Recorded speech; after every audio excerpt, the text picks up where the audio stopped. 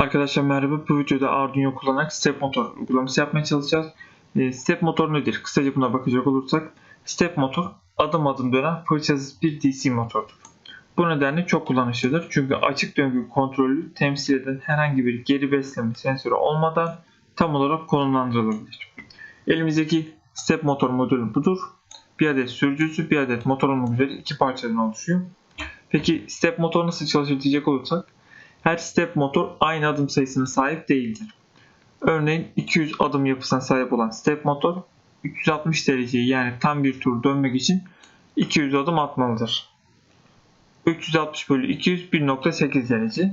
Yani her adımda 1.8 derece açı yaparak tam turda 360 dereceyi tamamlar. 500 adım sayısına sahip bir olan motor ise 360 bölü 500'den 0.72 derece ile 500 adım attığında 360 derece yani bir turu tamamlamış olur. Step motorun adım sayısı arttığında her bir adım için düşen derecesi düşüyor. Step motorumuzun adım sayısı ne kadar fazla olursa onu kontrol etmemiz o kadar kolay olur. Devremizi inceleyecek olursak, Arduino'muzun step motor uygulaması için devremiz bu şekildedir. Devremizde bir adet step motor, bir adet step motor sürücü ve bir adet de direnç ve led kullandık. Ledimizi Arduino'muzun 12 nolu pinine bağladık. 220 ohmluk bir adet direnç kullandık. Ledimizi fazla akımdan koruması için. Daha sonra ledimizin eksi ucunu ise Arduino'muzun GND hattına bağlantısı yapıldı. Daha sonra diğer tarafta motor sürücünün pinlerinin sırasıyla 11, 10, 9 ve 8 nolu pinlere bağlantı gerçekleşti. Ve step motorumuzda step motor sürücüsüne bağlantını gerçekleştirdikten sonra devremiz kullanıma hazır hale geldi. Bu devrenin amacı, step motor her adım attığı zaman ledimiz 500 milisaniye yani 1 saniyenin yarısı kadar süreli yanıp sönecek. Bu sayede step motorumuzun adımlarını takip edebileceğiz. Devremizi breadboard üzerine kuracak olursak, devremizin breadboard bağlantısı bu şekildedir. Devrede bir adet led, bir adet step motor, bir adet de step motor sürücü kullandık. Step motoru zaten sürücüye bağlı.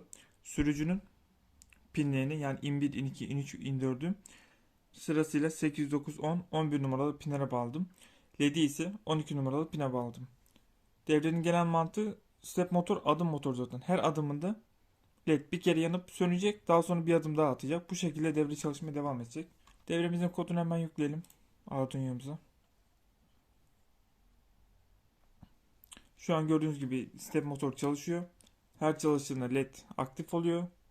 500 milisaniye yani yarım saniye bekliyor, sönüyor. Daha sonra motor tekrar çalışmaya kaldığı yerden devam ediyor. Devremizin yazılım kodlama kısmına geçecek olursak, devremizin çalışması için gereken kodlar burada mevcuttur. Kodlarımızı inceleyecek olursak, ilk önce step motorumuz için bir adet stever kütüphanesi aktif hale getirmemiz gerekiyor. Daha sonra define komutunu yaparak ledimizi 12. pinle tanımlamamız gerekiyor. Bu tanımlama işlemlerini yaptıktan sonra const int tipinde bir adet değişken tanımlıyoruz. Bu değişkeni daha sonra 200 eşitliyoruz. Neden 200 eşitlediğimizi slide kısmında anlatmıştım. 360 derece yapması için gereken adım sayısını temsil ediyor. Daha sonra stever komutuyla step motorumuzun adım sayısını ve bağlantı pillerini belirtmemiz gerekiyor. Bu işlemi yaptıktan sonra step motorumuzun kurulumu tamam.